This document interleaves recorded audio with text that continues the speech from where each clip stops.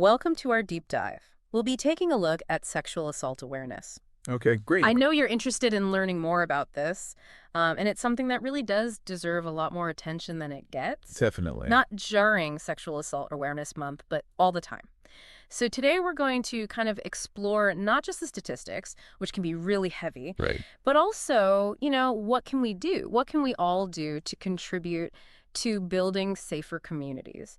And one of the things that I found when I was preparing for this Yeah. that just really kind of stopped me in my tracks was that someone in the U.S. is sexually assaulted every 73 seconds. Yeah. It's a really alarming statistic, isn't Yeah, it? it is. It is. It really highlights the need for these awareness campaigns, Right. not just to encourage survivors to seek help, Right. which is so important. We want to break down that stigma, Yeah. but also to educate communities Right. on prevention strategies Exactly. so we can all play a part. Yeah. And that's a really good point because it's not just about being aware of the issue, right? Yeah, It's about taking action and making a difference. absolutely. And it's not just the assault itself, but it's the long-term impacts too. Right. I know our sources talked a bit about the mental health challenges Definitely. that Yeah. survivors can face. The trauma of sexual assault can have a really profound impact on mental health, I see. leading to things like PTSD, depression, anxiety, Oh, wow. and even, sadly, it can increase the risk of suicide. Yeah. So it's something that we need to be much more aware of. Right. And what's fascinating is that the trauma actually alters brain chemistry, Oh, wow. which can make it harder for survivors to regulate emotions and cope with stress. Okay. And that's why it's so important to have trauma-informed care. Trauma-informed care. So what is that exactly? Yeah, so trauma-informed care is about recognizing and responding to the impact of trauma. I see. So it's not just about treating the symptoms, but it's really understanding that root cause Right. and creating a safe and supportive environment for healing. Okay. So, there are specific therapies like trauma-focused cognitive behavioral therapy, TFCBT, you might hear it called. Okay. And that's been shown to be very effective. Gotcha. And how it works is it helps survivors identify and challenge the negative thoughts Right. and beliefs that often stem from the trauma. Okay. So by developing healthier coping mechanisms, Yeah. they can start to reclaim their lives. Right. And then there are also support groups Okay. that can offer that sense of community Right. and shared understanding, Yeah. reminding survivors that they're not alone in their journey. That's great.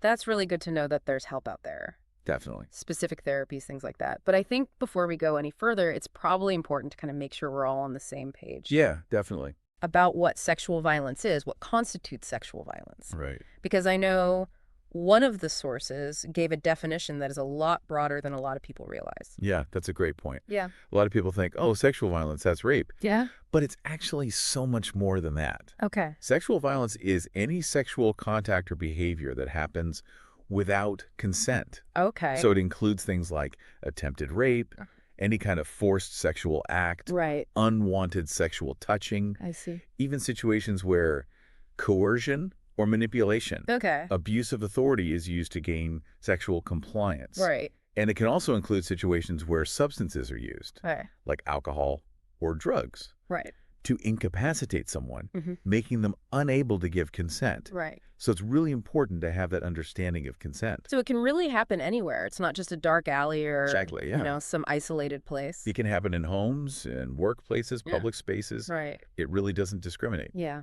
And it affects people of all genders, ages, and backgrounds. Right. In fact, one of the sources stated that more than half of all women Wow. and nearly a third of all men report experiencing sexual violence at some point in their lives. That's a lot. It is a really sobering statistic, It is. and it underscores just how urgent it is to address this issue head on. Yeah, those numbers really drive home the point that consent education and victim support. Absolutely. That's We're crucial. vital. Absolutely. We need to shift those societal attitudes Right. and foster a culture where consent is not only understood, Right. but truly valued. Yes. And that means creating environments where survivors feel supported, Right. empowered to speak out, and where perpetrators are held accountable for their actions. So we've talked about the importance of awareness and the impact on mental health and kind of this broader understanding Yeah. of what constitutes sexual violence. Right. What are some things that we can do to actually prevent it? Yeah, that's the million-dollar question, right? Right. It's not enough to just talk about it. Right. We need to take action. Yeah. And the sources highlight a couple of key areas Okay. where we can really make a difference, and that's education Okay. and community engagement. All right. So let's start with education. Okay, sounds good. What are we talking about here? So we're talking about programs that specifically address sexual violence, Right. consent, healthy relationships. Okay. And this involves starting early Yeah. with age-appropriate resources for young people. Okay. So there are great organizations like Planned Parenthood Right. that focus on teaching young people about personal boundaries, Yeah. recognizing those potentially harmful situations, Okay. and really developing the skills to navigate relationships Gotcha. safely and respectfully. Yeah. So it's all about equipping them with the knowledge Right. and the skills to make informed decisions. Exactly. It's about giving them those tools early on. Yes. It's not just for kids, though, right? No, not at all. Adults need this education, too. Adults absolutely need this education too, Yeah. because we need to create that culture of consent Right. that permeates every aspect of society. Yeah. So that involves challenging those harmful attitudes and behaviors, Right. promoting healthy relationship models, Okay. and fostering those open conversations Okay. about sex and consent. Gotcha. So how about community engagement? What does that look like? So community engagement is really about creating that collective responsibility for safety. Right. So it's recognizing that sexual violence is not just an individual problem. Right. It's a societal one Right. that requires a collective response. I see. And programs like bystander intervention training Okay. can be really effective here. Okay. They equip individuals with the tools to recognize those potentially harmful situations Right. and to intervene safely and effectively. So I've heard about bystander intervention, but to be honest, I'm not totally clear on what it is. Yeah, so bystander intervention is really interesting because it shifts that focus from the victim or the perpetrator Right. to the bystander. Okay. So it empowers individuals to become those active participants in preventing assault Gotcha. rather than passive observers. Okay. So it teaches people how to recognize the warning signs, Okay. assess their own safety, and how to intervene in a way that de-escalates the situation. So it's not necessarily about physically stepping in. Right. It's about being aware and disrupting the situation somehow. Exactly. Sometimes a simple distraction, spilling a drink, Oh, right. asking for directions, Yeah. could be enough to diffuse that situation. Right. Other times, it might involve directly confronting the perpetrator Right. or calling for help. Right. There are different models of bystander intervention. I see. Some focus on direct action, others on delegation or distraction, Right. but they all share that same goal, Yeah. empowering bystanders to take an active role Gotcha. in creating safer environments. It's great that there's something out there like that. Yeah, it's really empowering, isn't it? Yeah, it really is. It makes you realize that even small actions Absolutely. can really make a difference. You really can. And the thing about bystander intervention training is that it's not just about preventing sexual assault. Right. It's really about creating that culture of care Right. and responsibility. Yeah. It's about looking out for one another Right. and taking action when something doesn't feel right. Right. It's about building a community where everyone feels safe Yeah. and respected. This has been really insightful. I'm already thinking about what I can do Great. to create that kind of community. But I think before we move on, Yeah. I'd like to dig a little deeper into the support systems that are available for survivors. Okay, sure. Because we touched on this briefly, but I think it's worth exploring further. So what kind of resources are out there Yeah. to help survivors in the aftermath of an assault? So there's a variety of resources available, Okay. both locally and nationally. Okay. One of the most immediate and accessible options is the National Sexual Assault Hotline. Okay. It's available 24/7. Okay. And survivors can connect with trained advocates Okay. who offer crisis intervention, emotional support, Gotcha. information about local resources. Having that kind of immediate support is so important. It is, yeah. Because, I mean, in that moment, you might not even know where to turn. Exactly, yeah. You're right. It can be incredibly difficult to know where to turn in the aftermath of trauma. Yeah. And, healing from sexual assault, it's a long-term process. Right. It's not just about those immediate needs. Right. So many communities have dedicated organizations that provide a range of services for survivors, including counseling and therapy, Yeah. legal advocacy, medical care, Okay. assistance with safety planning, Okay. and, support groups can also be vital Right. because they can connect with others who understand what they're going through. Right. And it fosters that sense of community and shared healing. Yeah. And it's really important to remember that there's no one-size-fits-all approach Right. to healing. Right. Everyone's journey is unique. Of course. And it's essential to find those resources Right. that meet those individual needs. It's great to know that there's that whole network of support out there. Yes, absolutely. And even just talking about it and learning about it, it's kind of empowering. It is, yeah. Knowledge is power, Yeah. as they say. Right. And the more we understand about sexual violence, Yeah. the better equipped we are to prevent it, Right. support survivors, Right. and advocate for change. Right. And we've just scratched the surface here. Oh, absolutely. We're going to dig in some more after the break, so don't go anywhere. We'll be right back. Sounds good.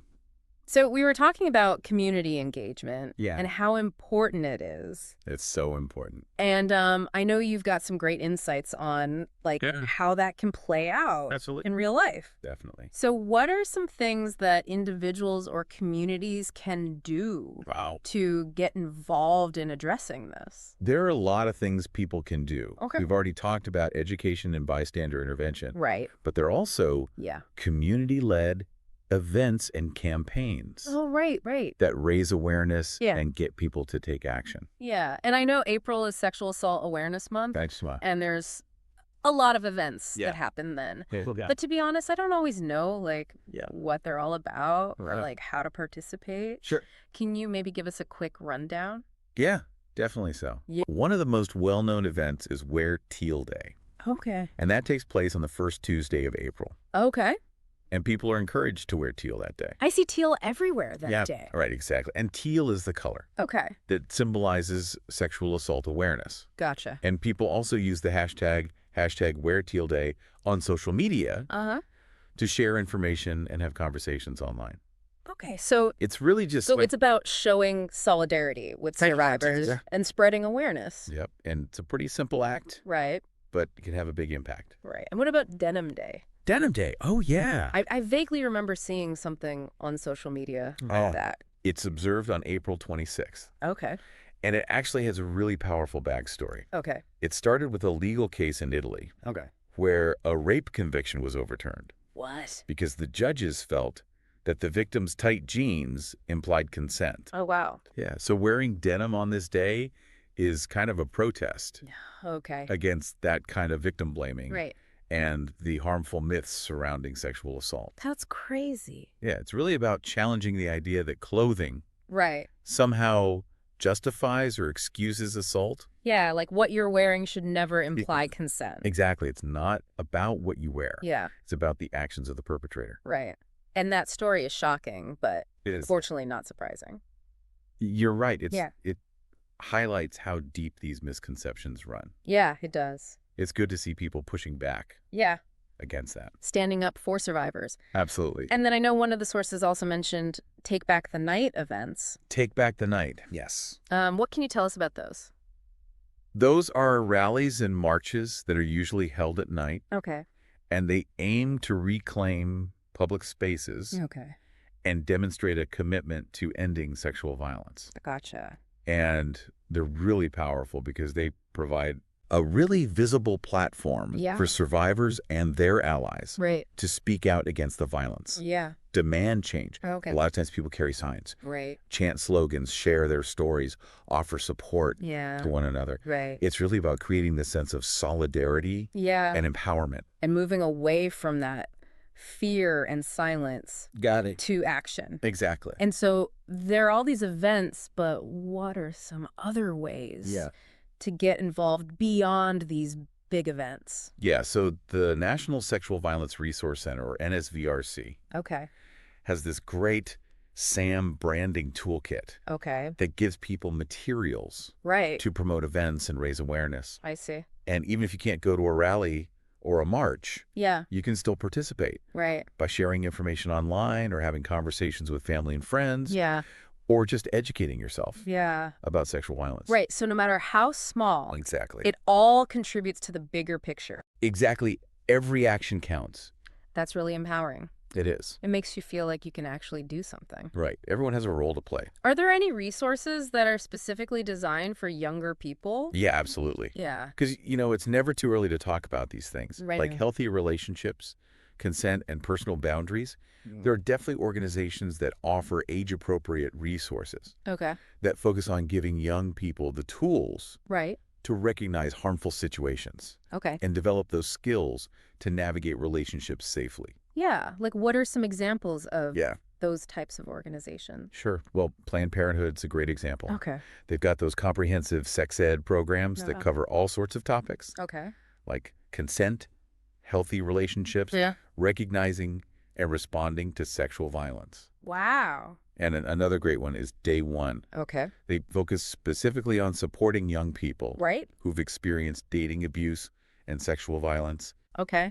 And they offer counseling, legal advocacy, Wow. and prevention education programs. That's really great It is. to Ethan. hear that there are resources like that out there. Definitely. It's so important to equip young people Right. with the knowledge and skills Exactly. they need to build healthy relationships. And create that culture of respect. Exactly. But what happens when prevention efforts fail Yeah. and someone experiences sexual assault? Right. What kind of support is there for survivors? That's such an important question. Yeah. And thankfully, there are a lot of resources Oh. to help survivors on their journey. Okay. One of the most important things to know is that there are hotlines available Right. 24/7, Right. like the National Sexual Assault Hotline. Right. You can reach that at 800-656-HOPE.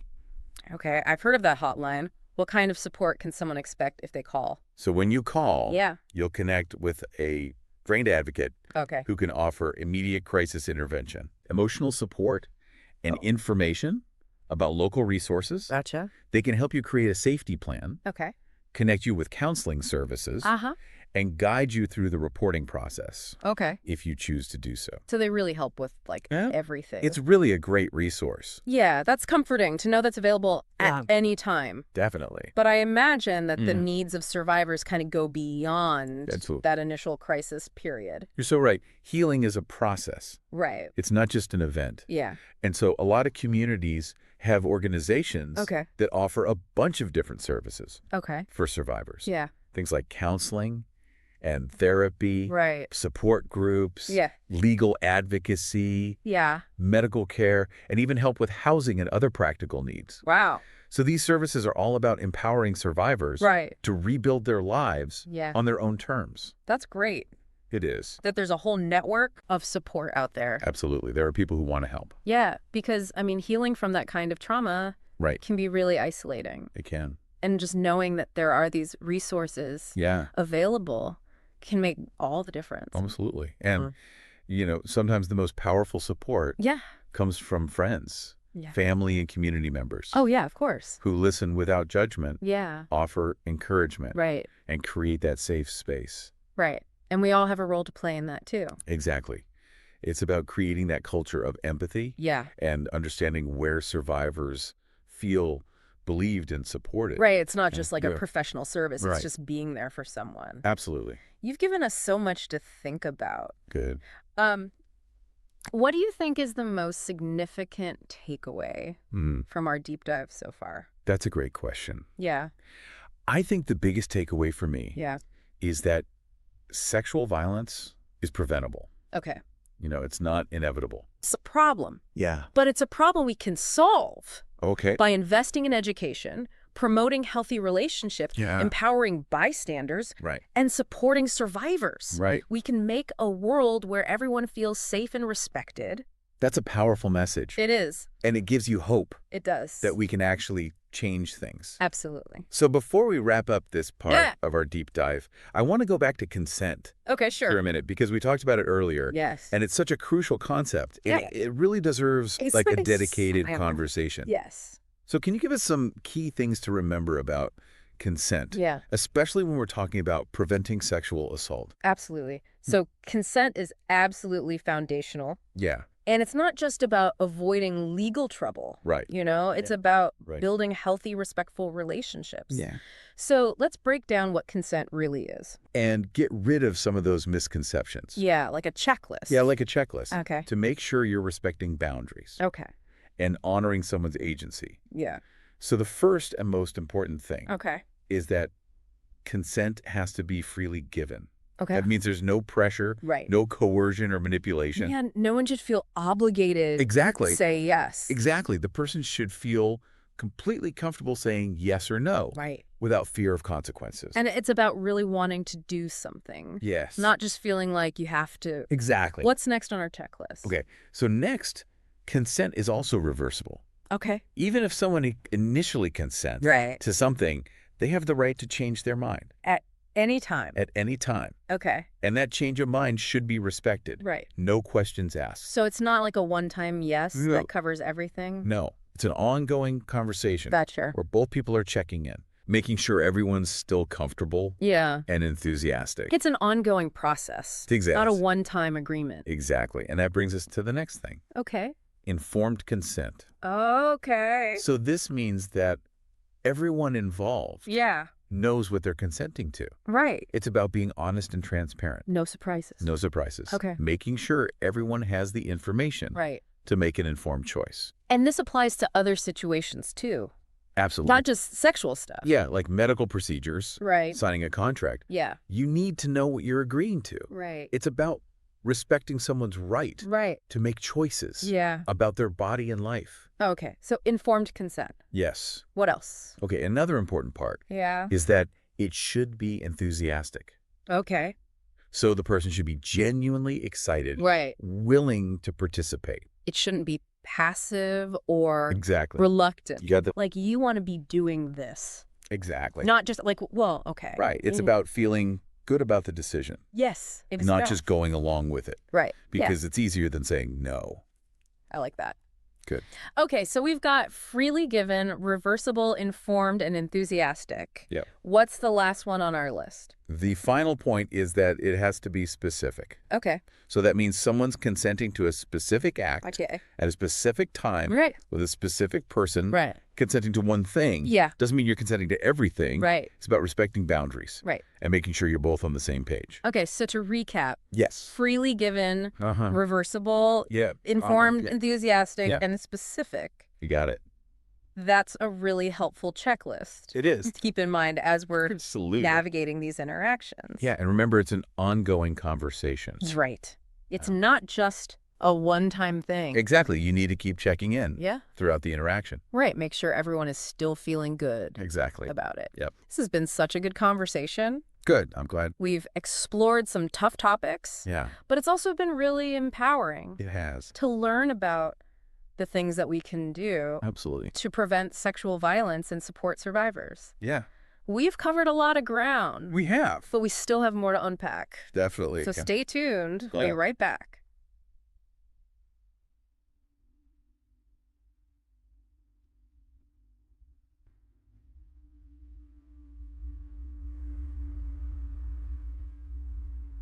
Welcome back to our deep dive on sexual assault awareness. Mhm. Before the break, we were talking all about consent Yeah, and yeah. how important it is to really understand it. It really is foundational, isn't it? Yeah. To healthy relationship Right. and to preventing sexual violence. Right. And it's not always easy. No. You know? It can be a really tricky conversation to navigate. Right. Especially with all those myths and misconceptions. Exactly. Yeah, there's so much misinformation out there. So what are some of the most common things that you've encountered in your work? Well, I think one of the biggest myths is this idea that consent is just the absence of a no. Right. Like if they didn't say no, then it's okay. Exactly. But like we talked about before, true consent is so much more than that. Right. It's a clear and enthusiastic yes. Absolutely. Mm. It's about that genuine willingness Yeah. and choice. Right. And another really common misconception is that once consent is given, it can't be revoked. Oh, like they already said yes, so they can't change their mind. Right. But consent is an ongoing process, Right. and someone can change their mind at any point Right. For any reason. for any reason. And I think sometimes people worry about hurting the other person's feelings, Right. you know? Yeah, they might worry about making things awkward. Right. But someone's right to change their mind should always be respected, Absolutely. even if it's uncomfortable. Yeah. It's about putting their agency and autonomy first. Right. What other misconceptions are out there? Well, I think another one is that certain behaviors imply consent. Okay. So, someone might think that because they're in a relationship Right. or because they've had sex before, Mm. that consent is automatic. Like you don't have to ask every time. Right, exactly. But that's not how it works. No. Consent has to be given every single time, Right. regardless of the relationship or past experiences. Yeah. It's about checking in each time. Absolutely. It's an ongoing conversation. Right. And that's not just for sex either. Oh, right. Consent applies to all sorts of interactions. Yeah. Physical touch, sharing personal information, anything really. Right. It's about respecting boundaries. Yeah, And individual choices. exactly. So how do we challenge those myths and promote a better understanding of consent? Well, I think education is huge. Yeah. We need to have those open and honest conversations Right. with our friends and family and partners. But sometimes those conversations can be tricky, right? Oh, yeah, they can be tough. Like, what if someone's resistant to the idea Right. or doesn't really understand? Yeah, it can be tough to change people's minds. So what are some tips for navigating those conversations? I think a good place to start is by focusing on those shared values. Okay. Like most people agree that respect and autonomy are important. Right. So you can start from that common ground Yeah. and explain how consent is a way to show respect. Right. And then it's important to listen Yeah. and try to understand where they're coming from, Right. even if you don't agree with them. Right. Because just feeling heard can make a difference. Yes. They can really open up the conversation. So what if someone wants to learn more? Oh, there are so many great resources out there. Yeah. Planned Parenthood's a great place to start. Right. They've got tons of information. Yeah. The National Sexual Violence Resource Center, Mhm. NSVRC, has a lot of resources on their website too. Okay. And there are books and podcasts and articles Yeah. all about consent. That's great. It is. I'm really glad we had this conversation about consent. Me too. It's so important to talk about these things. It is. This whole deep dive has been really eye-opening for me. Good. We talked about how common sexual assault is. Yeah. And the impact it has on mental health. Right. And how important consent, education, and community engagement are. Absolutely. And all those resources that are out there for survivors. Yeah. It's a lot to take in, but it's important. It is. So as we wrap up, what's one final thought you'd leave our listeners with? I think the most important thing to remember is that we all have a role to play. Right. It's not someone else's problem. Right. We all have a responsibility to create a safer world. And that starts with educating ourselves Yeah. and speaking up Right. and supporting survivors. Absolutely. It's a collective effort. It is. So I hope everyone listening will take this information Yeah. and go out there and make a difference. Me too. Even if just one person feels empowered to speak up or get help or do something, that's a win. Yeah, exactly. Hmm. And remember, you're not alone. You're not.